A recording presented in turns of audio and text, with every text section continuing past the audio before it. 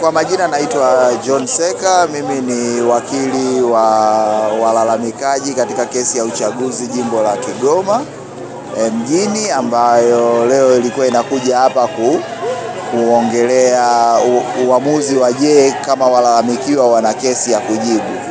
Katika uamuzi ambao umejitokeza leo, mahakama imesema ushahidi ambao umetolewa na walalamikaji haujitoshelezi, kwa hiyo hawana kesi ya kujibu. Kwa hiyo kwa maana hiyo, kwa lugha nyepesi ni kwamba shauri sasa linakuwa kwa upande wa hatua hii limeishia hapa, na jaji ameonyesha kwamba kwenye uamuzi wake ameonyesha kwamba mahakama kuu ina mamlaka kwenye kesi za uchaguzi kusikiliza hoja ya kutokuwa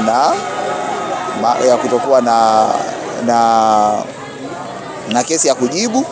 Kwa hiyo hilo amelielezea vizuri na ametoa sababu mbalimbali kwa nini mahakama ina ushahidi huo au ina mamlaka hayo. Lakini jambo la pili ambalo limejitokeza, mahakama katika hatua hii imejikita kwenye kuangalia maudhui ya ushahidi uliotolewa mahakamani, na baada ya kuangalia na kuzingatia imeona kwamba ushahidi huo haujitoshelezi kuweza kujibiwa.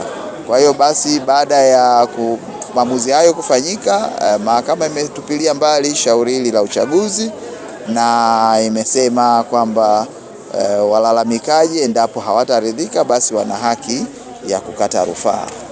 Kwa hiyo katika hatua hii ambacho tutakifanya, mimi na walalamikaji tutakaa chini na kuangalia kama kuna haja ya kukata rufaa, alafu kama haja hiyo ipo basi tutakata rufaa mbele ya mahakama ya rufaa na kuomba nayo iende ikatafakari kwa mara nyingine tena, kama kweli mahakama kuu ina mamlaka ya kuamua kwenye kesi za uchaguzi kuwa na kifungu cha sheria au taratibu unaongelea kuwepo kwa kesi ya kujibu. Kwa hiyo hilo ni jambo ambalo endapo tutakata rufaa basi tutaliomba mahakama ilizingatie.